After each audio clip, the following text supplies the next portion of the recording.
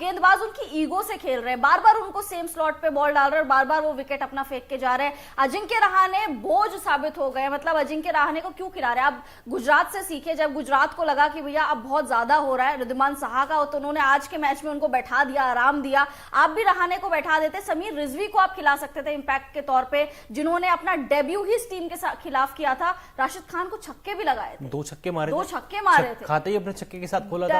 और मुझे एक चीज समझ नहीं आती, जब रहाणे का परफॉर्मेंस चल रहा था, अच्छा परफॉर्मेंस कर रहे थे इनिशियल मैचेस में, नंबर 3 पे आ रहे थे, पावर प्ले का बखूबी फायदा उठा रहे थे, स्ट्राइक रेट बड़े कमाल का था, Rachin Ravindra out of form हुए, आपने रहाणे को एज अ ओपनर शिफ्ट किया, ऋतुराज गायकवाड़ खुद नंबर 3 पे आए, आपने एक बल्लेबाज का क्रम चेंज किया। हालांकि पहले ओपन करते थे, ठीक है, लेकिन आपको ये भी देखना पड़ेगा रहाणे 2.0 कैसे मिला था, मिडिल ऑर्डर में बैटिंग करके मिला था। आपने मिडिल ऑर्डर में इस सीजन भी अच्छी बल्लेबाजी की, टॉप ऑर्डर में नंबर 3 पे अच्छा खेल रहे थे, ओपनिंग में गए, पूरी फॉर्म ही खराब हो गई। और आज जब आपको पता था रहाणे का बल्ला नहीं चल रहा है, आप समीर रिजवी को इंपैक्ट प्लेयर में थे, आप उनको शामिल कर सकते थे। ऐसा भी नहीं था कि ओपनिंग का कोई समस्या थी, ऋतुराज ओपन करते हैं रचिन रविंद्र के साथ, वहां पे मिडिल ऑर्डर में जो क्या जरूरत भी थी, शायद समीर रिजवी होते तो मैच का रिजल्ट कुछ और होता। बिल्कुल, क्योंकि गेंदबाजों ने फिर भी अपना जोर लगाया है, लेकिन 232 का जो टारगेट है वो बहुत बड़ा टारगेट नहीं है। अब हमें ना 250 देखने की आदत हो गई, क्योंकि जिस तरीके के पाठा विकेट हमें देखने को मिल रहा है through out the IPL venues, अब लग रहा है कि जो 232 का टारगेट था वो कम टारगेट था यार। 262 जब चेज हो सकते हैं तो ये क्या है?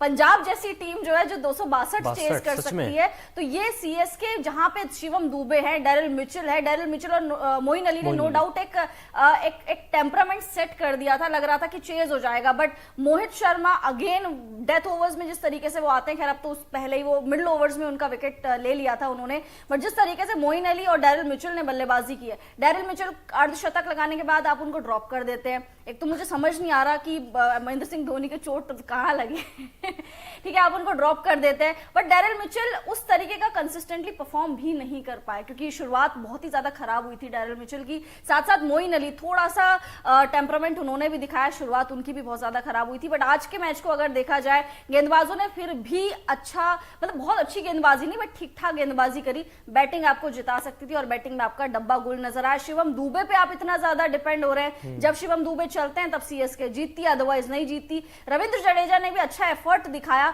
अच्छा एफर्ट लगाया, लेकिन वो होता है ना कि आप जब चेज कर रहे हो 232 का टारगेट, आपको टेस्ट वाली टुक टुक बल्लेबाजी नहीं चाहिए होती। नहीं, शायद जडेजा WTC 2025 की तैयारियां कर रहे हैं, क्योंकि वो जानते हैं 2 बार फाइनल खेल चुके हैं, इंडिया फाइनल हार चुका है, इस बार वो जिताकर रहेंगे इंडिया को WTC का खिताब। खैर, एक चीज मुझे समझ नहीं आती श्रद्धा, आप सीएसके की बड़ी फैन है, हमेशा हम देखते हैं जब धोनी कैप्टन हुआ करते थे, जब जडेजा भी कैप्टन थे, सीएसके की एक चीज मुझे बड़ी अच्छी लगती है शुरू से कि वो रोटेशन बड़े कम करते हैं, चेंजेस बहुत कम करते हैं प्लेइंग 11 में, चाहे परफॉर्मेंस कोई प्लेयर कर रहा हो चाहे ना कर रहा हो। लेकिन इस सीजन जैसे आपने भी एक बात कही कि डेरिल मिचेल 50 आ गई लेकिन ड्रॉप हो जाएंगे, मोइन अली जो परफॉर्मेंस कर रहे हैं, अगला मैच खेलेंगे नहीं खेलेंगे उनको खुद को नहीं पता, मैनेजमेंट को नहीं पता। ऋतुराज गायकवाड़ की कप्तानी में गलती है, फिर धोनी के साथ वो कम्युनिकेशन नहीं हो पा रहा, क्या समझ मुझे लग रहा है कि ऋतुराज में भी अपने तरीके से चलाना चाह रहे हो, मे भी धोनी ने उनको फ्री हैंड दे दिया हो, क्योंकि अगले साल या फिर उससे अगले साल टिप्स तो ले रहे होंगे ना, लेकिन टिप्स ले रहे होंगे, बट पता नहीं क्या हो रहा है। आई थिंक अजिंक्य रहाणे को लगातार बैक करना, डेरिल मिचेल को अर्धशतक के बाद ड्रॉप कर देना, ये कहां का न्याय है? सॉरी मतलब ये क्या ही कर रही है टीम? ये सीएसके इस तरीके से नहीं चलती थी। सीएसके अपने प्लेयर्स को बैक करना जानती है, लेकिन उन प्लेयर्स को नहीं जो बोझ बन गए हो। जब ऑडियंस को चीज नजर आ रही है, जब पब्लिक को चीज नजर आ रही है, तो महेंद्र सिंह धोनी की आंखों को क्या हो गया या उनके दिमाग को क्या हो गया? तो क्या ट्वीट कर देना चाहिए मुझे, thank you Rahane? Please tweet कर दीजिए थैंक यू रहाणे, क्योंकि अब रहाणे से नहीं हो पा रहा, वो मानना ही पड़ेगा। पिछला ठीक है सीजन 2.0 आया, पिछला सीजन मिडिल ऑर्डर में ही उन्होंने खेला है और वहीं से उनके अच्छे रन्स बने हैं, क्योंकि राजस्थान के खेमे में भी थे रहाणे को इस तरीके से हमने कभी नहीं देखा था जितना उन्होंने पिछले सीजन परफॉर्म करके दिखाया। बट इस सीजन पता नहीं क्या हो गया। Thank you very much, tata good bye बोलने का टाइम। पैर चल ही नहीं रहे हैं, बल्ला जब बैटिंग के लिए आते हैं ऐसा लगता है कि उनके चेहरे पे तनाव रखता है, बिल्कुल तनाव होगा भी, प्रेशर उनके चेहरे पे है, रन नहीं लग रहे बल्लेबाज के, लगातार मौका मिल रहा है लेकिन कुछ भी परफॉर्मेंस नहीं कर पा रहे। एक बार फिर से बता दे, आईपीएल 2024 का 59वां मुकाबला था, अहमदाबाद के नरेंद्र मोदी स्टेडियम में खेला गया था। अहमदाबाद की टीम गुजरात के लिए ये मैच करो या मरो वाला मैच था, आज हारते तो प्लेऑफ की रेस से बाहर हो जाते, लेकिन जीटी ने, शुभमन गिल ने और साई सुदर्शन ने दिखा दिया कि जब तक वो इस टीम का हिस्सा है वो हार नहीं मानेंगे। शुभमन गिल की कप्तानी की लगातार बातें हो रही थी, बल्ला नहीं चल रहा, T20 के स्क्वाड में जगह नहीं मिली, लेकिन आज शायद उन्होंने एक स्टेटमेंट दिया है, बतौर कप्तान स्टेटमेंट दिया है और बड़ी शानदार पारी खेली है। बिल्कुल बड़ी शानदार पारी खेली, एक्सपेक्टेड नहीं था, खैर अखिल जी को एक्सपेक्टेड था। हाँ, मैं तो खैर भविष्यवाणी की थी। भविष्यवाणी सही हो गई, तुक्का था मेरा, तुक्का था नहीं, तुक्का मेरा था साईं सुदर्शन वाला, क्योंकि मैं जनरली जीटी की तरफ देख ही नहीं रही थी, बट एक्सेप्शनल बैटिंग करी है। ये कॉम्बिनेशन अगर जीटी पहले ट्राई कर लेती और लगातार इसी कॉम्बिनेशन के साथ जाती तो आई थिंक जीटी की आज पोजीशन बहुत ही ज्यादा अच्छी होती। लगातार आपने मैथ्यू वेड को भी मौका दिया, आपने रिद्धिमान साहा को भी मौका दिया, दोनों में से कोई भी जोड़ी नहीं चली, बट शुभमन गिल और साईं सुदर्शन ने आज दिखा दिया कि जब करो या मरो की स्थिति होती, जब आपके ऊपर ना तलवार लटक रही होती ना, आपका प्रदर्शन तभी अच्छा आता है। तो बल्कि तीसरा सीजन है जीटी का, उससे पहले ये टीम 2 सीजन खेल चुकी है। पहली बार इन्होंने ओपनिंग में इतनी बड़ी साझेदारी की। रिद्धिमान साहा, शुभमन गिल ओपन करते हुए आपने देखा, मैथ्यू वेड को गिल के साथ ओपन करते हुए देखा, लेकिन साईं सुदर्शन ने एक टेम्परामेंट जो शो किया, ये खिलाड़ी हमको इसको लगातार कहते हैं कि फ्यूचर का इंडियन बैट्समैन है, स्पेशली टेस्ट क्रिकेट में ये खिलाड़ी बहुत आगे जाएगा और आज बड़ी कमाल की पारी भी खेली।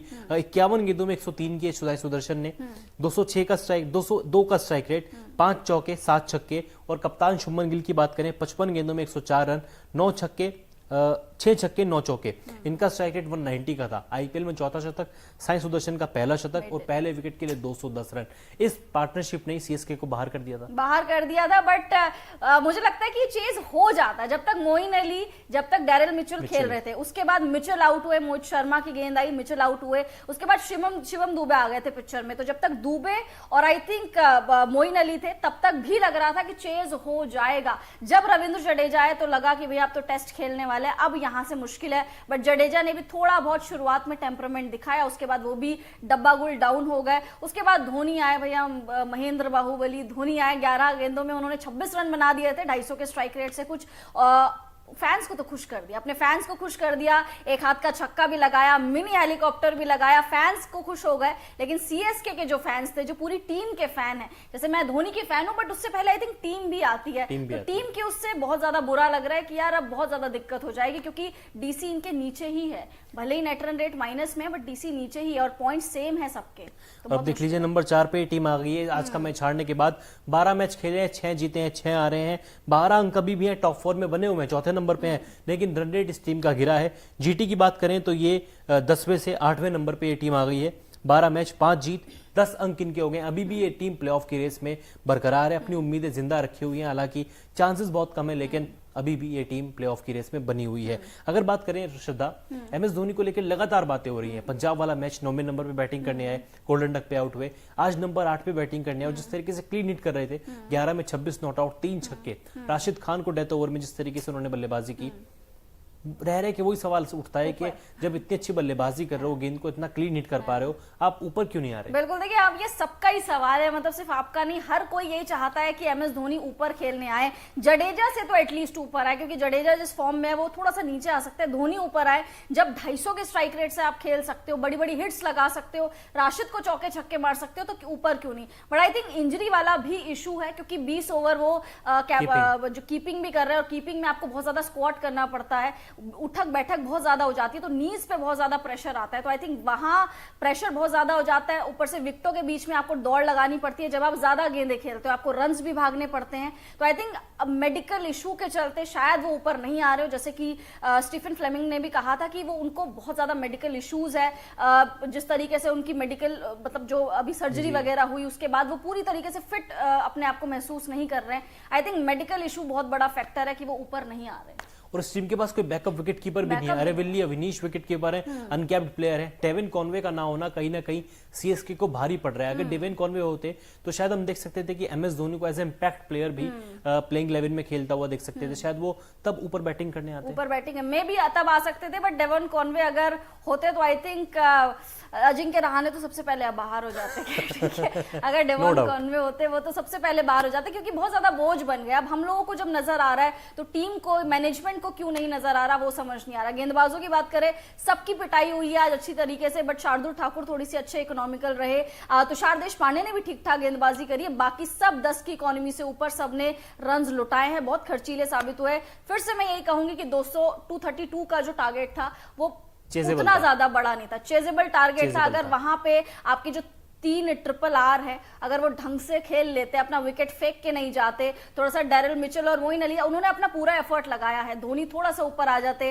रविंद्र जडेजा थोड़ी बड़ी हिट्स और लगा लेते तो मे भी कुछ रिजल्ट बिल्कुल मे भी ये रिजल्ट मिलता, लेकिन गुजरात टाइटंस ने 35 रनों से सीएसके को हरा दिया है। अब हमारे अगले सेगमेंट की ओर चलते हैं। जैसे ओकिनावा की स्कूटी कोस्ट इफेक्टिव अच्छा माइलेज देती है, वैसे ही देखते हैं कि आज के मैच का ओकिनावा इफेक्टिव प्लेयर कौन था, क्योंकि जिस तरीके की बल्लेबाजी जीटी ने की वो देखते ही बनती थी। जल्द आपकी स्क्रीन पे होगा Okinawa effective player of the match. देखते हैं हमारी टीम ने किसको चुना है। शुभमन गिल जीटी के कैप्टन, देख लीजिए 55 गेंदे 104 रन, आईपीएल हिस्ट्री का चौथा शतक, तीसरा नरेंद्र मोदी स्टेडियम में, 190 का ऑलमोस्ट स्ट्राइक रेट, 6 छक्के अपनी पारी में लगाए, 9 चौके। बड़ी कमाल की बल्लेबाजी की श्रद्धा, बिल्कुल बड़ी कमाल की बल्लेबाजी की। जिस तरीके से सामने शॉट्स लगा रहे थे ना, आड़े टेढ़े शॉट्स, हम बोलते हैं ना अनऑर्थोडॉक्स क्रिकेट जैसे सूर्या खेलते हैं उस तरीके से नहीं, बट क्लीन हिट्स